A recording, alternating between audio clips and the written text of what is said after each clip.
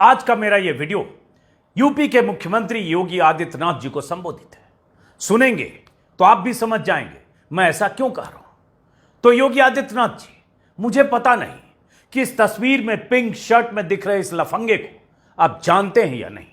नहीं जानते हैं तो मैं आज इसकी करतूतों की जानकारी आपको दे रहा हूं ताकि आपके निर्देश पर इसकी मुकम्मल जांच भी हो और पर्याप्त इलाज भी। यह खुद को बहुत ऊंची पहुंच वाला बताता है और मंत्री संतरी से लेकर बड़े बड़े नौकरशाहों को अपना करीबी सूबे के कई जिलों में भौकाल बनाए रखता है। लेकिन अब पानी सिर से ऊपर इतना गुजर चुका है कि इसका बुखार उतारना बहुत जरूरी हो गया है। दर्जन भर हथियारबंद पुलिस वालों के साथ दिख रहे शख्स को मैं लफंगा क्यों कह रहा हूं, आगे विस्तार से बताऊंगा। सबसे पहले मैं चाहता हूं कि इसकी ऐसी कुछ तस्वीरें मुख्यमंत्री जी आप तक पहुंचे। इस तस्वीर में करीब 1 दर्जन हथियारबंद पुलिस वालों के बीच खड़े पिंक शर्ट वाले लड़के की हनक देखिए, ऐसे जैसे कोई महा वीवीआईपी हो। दर्जन भर पुलिस वालों के पास अत्याधुनिक हथियार है। सबके सब कुछ दिनों पहले तक इस लफंगे की सुरक्षा में तैनात थे, इसी के साथ गाड़ियों के काफिले में घूमते थे, इसी के साथ रहते थे। और यह दूसरी तस्वीर, यह भी उसके सुरक्षा दस्ते की है। ऐसा जलवा बड़े बड़े मंत्रियों को ही नसीब होता है या फिर जेड सिक्योरिटी वाले वीआईपी को। इस तस्वीर में भी पीली जैकेट वाला वही लड़का दिख रहा है और यह किसी कार्यक्रम की तस्वीर है। पीछे खड़े पुलिस वाले साहब बहादुर के शान में हथियारों के साथ मुस्तैद हैं। और तीसरी तस्वीर, इसी लफंगे के साथ तैनात रहने वाले पुलिस वाले इस तस्वीर में है। उनके बीच काली शर्ट वाला कोई है जो रिवॉल्वर लहरा रहा है। चौथी तस्वीर इस लफंगे की फॉर्च्यूनर गाड़ी की है जिसमें नीली बत्ती और हूटर लगाकर हथियारबंद पुलिस कर्मियों के साथ अक्सर देखा जाता रहा है। और यह ताजा तस्वीर है जब नोएडा पुलिस ने कई धाराओं में इसके खिलाफ मुकदमा दर्ज किया है, इसे गिरफ्तार किया है। दैनिक भास्कर में भी कुछ देर पहले यह तस्वीर भी दिखी जब साहब बहादुर को कोर्ट में पेशी के लिए ऑटो में बिठाकर पुलिस ले गई थी।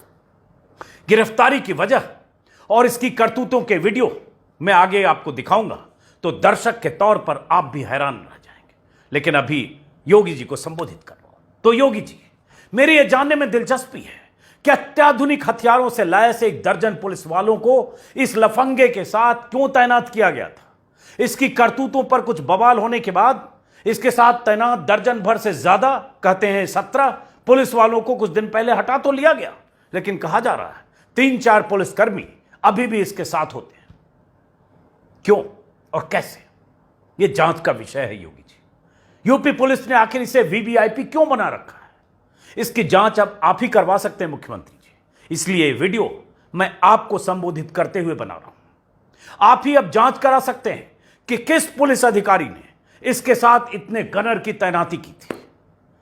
अब गनर अगर हटा लिए गए तो भी जांच होनी चाहिए कि यह सुरक्षा घेरा इसे कैसे मिला और उस सुरक्षा घेरे का बेजा इस्तेमाल यह कैसे करता रहा। वैसे मुख्यमंत्री जी, आपको यह भी बता दूं कि लोगों को यह यही बताता है कि आपके निर्देश पर इसे सुरक्षा गारद दी गई थी क्योंकि खनन माफिया के खिलाफ काम करने की वजह से इसकी जान को खतरा था। एक यूट्यूब चैनल पर खुद यह दावा कर चुका है। बहुत मशक्कत के बाद मैंने एक वीडियो खोज कर निकाला है जिसमें यह क्या कह रहा है, खुद सुनिए। और माननीय मुख्यमंत्री जी के निर्देश पर मुझे भी कार दी गई क्योंकि गंभीर जीवन व्यय को देखते हुए और खनन माफिया जो हैं बहुत बड़े गिरोह है उनका पूरे यूपी में सक्रिय हैं, कभी मेरी हत्या नहीं हो जाए इसके लिए माननीय मुख्यमंत्री जी ने इसमें संज्ञान लेते हुए मुझे गार्ड उपलब्ध कराई गई। इसका कहना है कि इसकी जान को खनन माफिया से खतरा था, इसलिए मुख्यमंत्री जी आपके निर्देश पर इसे सुरक्षा दी गई। तो मुख्यमंत्री योगी आदित्यनाथ जी, इस शख्स का सच क्या है, इसका पता अब आपके निर्देश पर जांच के बाद ही चल सकता है। अब आते हैं इसकी करतूतों पर और आपको बताता हूं कि मैंने क्यों इस लड़के पर वीडियो बनाना जरूरी समझा। इस लड़के के लिए शुरू में मैंने लफंगा शब्द का इस्तेमाल किया था, तो इसकी वजह है। हालांकि इसकी करतूत जानने के बाद लफंगा शब्द इसके लिए बहुत हल्का है या आप सभी मानेंगे। ऐसा मैं क्यों कह रहा हूं, विस्तार से बताऊंगा। उससे पहले एक वीडियो का जिक्र जो 2 दिन से वायरल है जिसमें यह लफंगा नोएडा के एक स्पा सेंटर में घुसकर धौंस दिखा रहा था। सोफे पर लेटकर पैरों में मसाज करा रहा था और बेशर्मी के साथ लड़की की डिमांड कर रहा था। सब कुछ कैमरे में कैद है, इस लफंगे की आवाज भी और लड़की की डिमांड भी। इस वीडियो के बारे में आगे बताता हूं, उससे पहले जरा इसका बैकग्राउंड जान लेते हैं। कुछ वेबसाइट और लोकल अखबारों से जितना कुछ मैंने पता किया या खंगाला, उसके मुताबिक इसका नाम पवन पांडे है। इसके पिता मथुरा के किसी मंदिर के ट्रस्ट से जुड़े हैं। कहा जा रहा है यूपी की सभी सरकारों में इसके पिता की पैठ रही है। अब बीजेपी में भी कुछ बड़े नेताओं से इसके पिता के करीबी रिश्ते इसके भी हैं, ऐसा पिता पुत्र का दावा है। लोग कहते हैं पिता के पॉलिटिकल कनेक्शन और इसकी नेटवर्किंग की वजह से इसका 2 नंबर का धंधा चलता है। सत्ता में अपनी पहुंच की धौंस दिखाकर कई तरह के काम करता है, ठेके लेता है। गाजियाबाद के राजनगर इलाके की एक सोसाइटी में इसका फ्लैट है, लेकिन इसके अलावा कई फ्लैट हैं। कब कहां रहता है किसी को कुछ नहीं पता, ऐसा कहा जाता है। कुछ महीने पहले तक पवन पांडे 2-3 गाड़ियों पर करीब 1.5 दर्जन गनर के साथ हूटर लगाकर घूमते देखा जाता था। जिस सोसाइटी में रहता है वहां कई बार लोगों को धौंस दिखाकर डरा चुका है, धमका चुका है, मामूली बात पर लोगों से मारपीट कर चुका है। कुछ दिन पहले अपनी सोसाइटी में किसी दंपत्ति के साथ मारपीट करते हुए इसके सुरक्षाकर्मी कैमरे में कैद हुए थे। गुंडागर्दी और मारपीट की तस्वीरें या वीडियो वायरल होने के बाद इसके गनर को वापस लेने के आदेश भी हुए थे। पवन पांडे के साथ इतने पुलिस वालों को देखकर लोग ऐसे ही कोई से रौबदार, रसूख वाला, वीवीआईपी या ऊंची पहुंच वाला आदमी समझ लेता है। ऊपर से हमेशा मुख्यमंत्री और मंत्रियों से अपने रिश्ते का धौंस दिखाता है। यहां तक कि कुछ महीने पहले तक यह लफंगा खुद को पीएम मोदी के नाम से बनाए गए किसी मोदी चैरिटेबल ट्रस्ट का चेयरमैन भी बताता था।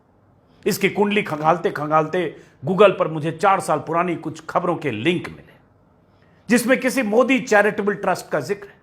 पवन पांडे उस ट्रस्ट का चेयरमैन होने का दावा करता है। उस खबर में जिक्र है इसका।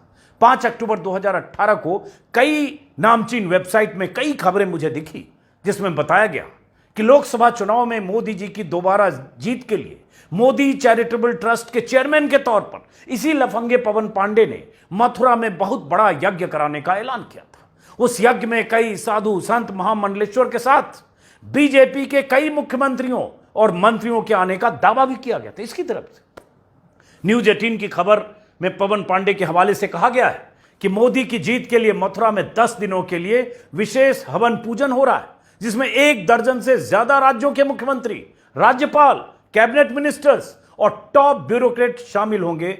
इसी की तरफ से दावा यह किया गया था कि यमुना नदी के किनारे इस यज्ञ में ईश्वरीय शक्तियों का आवाहन किया जाएगा।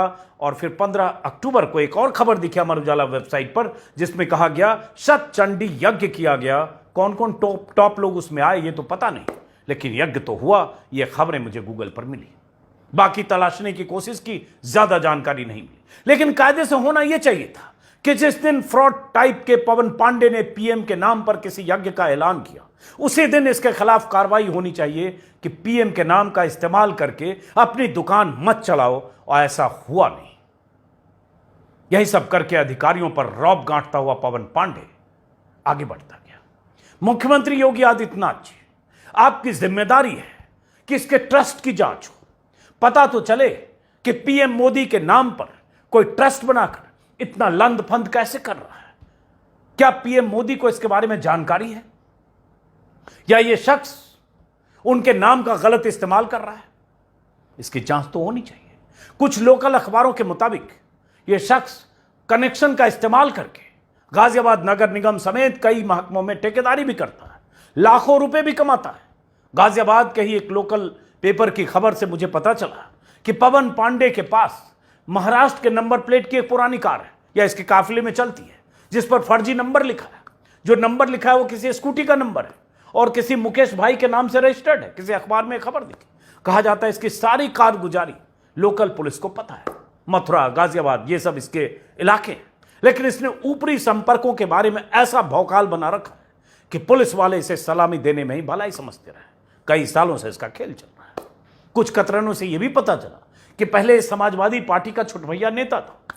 कुछ वेबसाइट पर 2016 में छपी ऐसी खबरें भी मुझे मिली जिसे पता चला सपा नेता के तौर पर मथुरा में इसकी पहचान थी और जब तक गुंडागर्दी करता रहता था, मारपीट करता था, बाद में बीजेपी के करीब आ गया, ऐसा इसका दावा है। अब आते हैं स्पा सेंटर की उस खबर के बारे में। स्पा सेंटर के सीसीटीवी कैमरे में कैद पवन पांडे की अश्लील करतूतों के बारे में।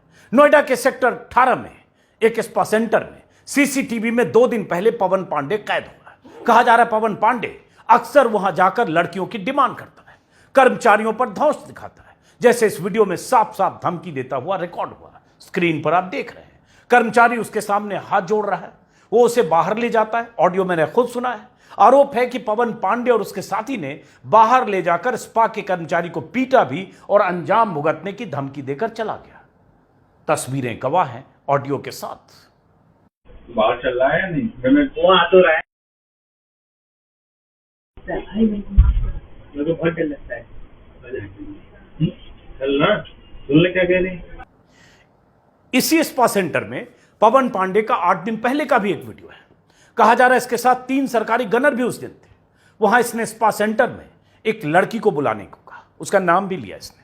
स्पा सेंटर के कर्मचारियों की तरफ से टाल मटोल करने पर स्पा सेंटर के संचालक के साथ इसने अभद्रता की, बदतमीजी की, धमकी दी।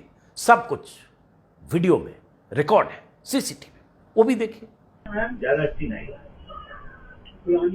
उसको बुला रहे हमारी चेली, उसको क्या नाम, क्या नाम, छोटी सी नाम चेली जो क्या नाम, आयशा, क्या नाम, करीना, नहीं। इस वीडियो के बारे में अखबार में छपी खबर के मुताबिक पवन पांडे अक्सर नोएडा के इस स्पा सेंटर में जाता है, लड़कियों की डिमांड करता है। स्पा सेंटर चलाने वाले राज चौहान ने इसकी लिखित शिकायत इस बार नोएडा पुलिस को की। मामला दर्ज हुआ, इसकी गिरफ्तारी हुई। सीसीटीवी में वीडियो सबूत मिल गए। गिरफ्तारी की एक वजह यह भी है, यह तस्वीर परसों की है जब उसे नोएडा पुलिस ने गिरफ्तार किया। दैनिक भास्कर में एक और तस्वीर आज छपी जिसका जिक्र मैंने शुरू में भी किया, जिसमें कुछ पुलिस वाले उसे ऑटो में बिठाकर कोर्ट में पेशी के लिए ले जा रहे हैं। लेकिन अपने संपर्कों का इस्तेमाल करके पवन पांडे इस बार भी बच जाए, छूट जाए तो कोई आश्चर्य नहीं। इसलिए योगी जी, इस लफंगे के मामले में आपके दखल की जरूरत है। जरूरत इसलिए है योगी जी क्योंकि आपके और पीएम मोदी के नाम पर, आपके नाम का इस्तेमाल करके ये लोगों को धमकाता है, धौंस दिखाता है, सरकार में अपनी पैठ की धौंस दिखाता है। इसके साथ किसी पुलिस वाले का दिखना पूरे पुलिस महकमे की तौहीन है। जो शख्स ऐसी हरकतों के लिए कुख्यात हो, उसकी सुरक्षा सरकारी गनर करें, पुलिस वाले उसके साथ ऐसे तैनात रहें, तो लानत है पुलिस सिस्टम को। और योगी जी, ये मामूली बात नहीं है, नहीं किसी एक पवन पांडे का मामला है। अभी कुछ दिन पहले ही नोएडा में अपनी सोसाइटी में हंगामा करने वाला श्रीकांत त्यागी पकड़ा गया था। उसकी तस्वीरें भी बीजेपी अध्यक्ष जेपी नड्डा, केशव मौर्य, स्वतंत्र देव सिंह समेत कई बीजेपी के नेताओं के साथ थी। स्क्रीन पर वो तस्वीरें भी। ऐसे ही संपर्कों के दम पर वो श्रीकांत त्यागी लोगों को डराता था, धमकाता था, गुंडागर्दी करता था, पैसे कमाता था। उस दिन भी एक महिला के साथ खुलेआम बदसलूकी करता हुआ कैमरे में कैद न हुआ होता तो आज तक ऐसे ही घूम रहा होता, गुलदस्ते लेकर बीजेपी नेताओं के बीच। ऐसे और भी रंगबाज यूपी के जिलों में होंगे। धौंस पट्टी दिखाकर ऐसे लोग किस किस तरह का धंधा करते होंगे। पुलिस वाले इन्हें दबोचने की बजाय ऐसे ही इनकी सेवा और सुरक्षा में लगे होंगे। तो योगी जी, उम्मीद है आपके लोग आप तक मेरा ये वीडियो जरूर पहुंचाएंगे। आपका नाम लेकर गुंडागर्दी करने वाले पवन पांडे एंड कंपनी का आप ठीक से इलाज कराएंगे। ये इसलिए भी कह रहा हूं योगी जी, मैंने जैसा कि कहा, सवाल एक पवन पांडे का नहीं है, सवाल ऐसे तमाम लोगों का। और ये पवन पांडे, मुझे हैरानी हुई इसके बारे में जब गूगल में मैंने खबरें देखी कि यह शख्स प्रधानमंत्री के नाम पर एक ट्रस्ट का मुख्य ट्रस्टी या चेयरमैन है। मुझे यह भी पता चला कि यह खुलेआम ये लोगों को बताता रहा है, शायद किसी घर पर इसने बोर्ड भी लगा रखा था। तो सोचिए जरा कि किस तरह से लोगों से वसूली करता होगा या किस तरह से उसका इस्तेमाल करता होगा। तो किसकी छवि खराब हो रही है? प्रधानमंत्री की, सरकार की, आपकी, बीजेपी की, नेताओं की, सिस्टम की, पुलिस वालों की?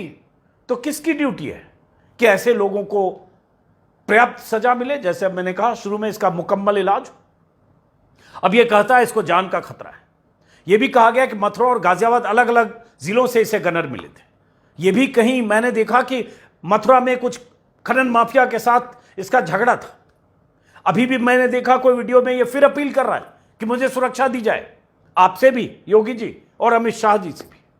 अगर इसे इतना डर है और उस डर का हवाला देकर ये 1.5 दर्जन पुलिस वालों को अपने साथ रखता रहा है, तो मुझे लगता है इसको लंबे समय तक सलाखों के भीतर रखिए, ऐसा इंतजाम करिए। कई धाराओं में मुकदमा अभी भी हुआ है, लंबे समय तक रहे ताकि सलाखों के भीतर सुरक्षित भी रहे, इसकी धौंस पट्टी भी नहीं चले और इसकी धौंस के सामने कोई आम आदमी इसकी हनक की चपेट में भी ना है, जैसा कि इसकी सोसाइटी में हुआ है। लोग बोलते नहीं है ऐसे लोगों के खिलाफ, पुलिस वाले कार्रवाई करते नहीं है ऐसे लोगों के खिलाफ, क्योंकि लगता है जिसके साथ 1 दर्जन 1.5 दर्जन पुलिस वाले चल रहे हो, फॉर्च्यूनर गाड़ी में हूटर लगाता हुआ, ब्लू लाइट लगाता हुआ चल रहा हो, किसकी मजाल कि उसे रोक दे। मुझे गाजियाबाद के कुछ रिपोर्टर से मैंने बात की, लोगों ने कहा पूरे जिले में इसको लोग जानते हैं और ये जानते हैं किस चाल चलन का है, कैसे चलता है, कैसे घूमता है, कैसे ठसक के साथ रहता है। कुछ इसके पिता के संपर्कों का भी हवाला लोगों ने दिया। मैं नहीं जानता कि इनके पिता जो पांडे जी हैं उनका क्या काम है, कारोबार है, मंदिर ट्रस्ट से जुड़े हैं, उनके क्या कनेक्शन, मैं नहीं जानता, लेकिन लोग उनका जिक्र करते हैं कि उनका कनेक्शन और इसका नेटवर्क, इसकी नेटवर्क है। तो इसे सजा तो मुकम्मल मिलनी चाहिए और जांच होनी चाहिए कि पुलिस वाले इसके साथ इसकी सुरक्षा में क्यों तैनात रहे। क्या वाकई 1.5 दर्जन 1 दर्जन पुलिस वालों की जरूरत इसको थी, जब यूपी में पता है कि जिले में कितने पुलिस वाले तैनात होते हैं। जिले की कानून व्यवस्था बनाए रखने के लिए पुलिस की कमी पहले से है, लेकिन इसके साथ जो पुलिस वाले होते हैं अत्याधुनिक हथियारों से लैस रहे हैं। उस स्पा सेंटर के बारे में भी जानकारी मिली, वहां भी इसके साथ जब गया था 3 पुलिस वाले थे। यह भी पता चला कि इसका कोई बाउंसर है, उसके नाम से कोई गनर लिया हुआ है, इसका कोई रिश्तेदार है, उसके नाम से गनर लिया हुआ है, इसके भाई को भी गनर मिला था। तो बहुत सारी कहानियां हैं, ये जांच सरकार ही कर सकती है। लेकिन वजह जो भी हो, जिस तरह इस्तेमाल ये गनर का, सुरक्षा का, पुलिस का, रसूख का, कॉन्टैक्ट्स का करता है, किसी भी सूरत में यह अपराध की श्रेणी में आता है योगी जी। तो इसलिए वीडियो मैं चाहता हूं आप तक पहुंचे। और आप सभी दर्शकों को नमस्कार। मैं ऐसे वीडियो आमतौर पर बनाता नहीं, लेकिन जब इसके बारे में मैंने 2 दिन में जाना, बहुत सारी खबरें देखी, तो मुझे लगा नहीं, ऐसे लोगों को भी एक्सपोज करना बहुत जरूरी है। नमस्कार।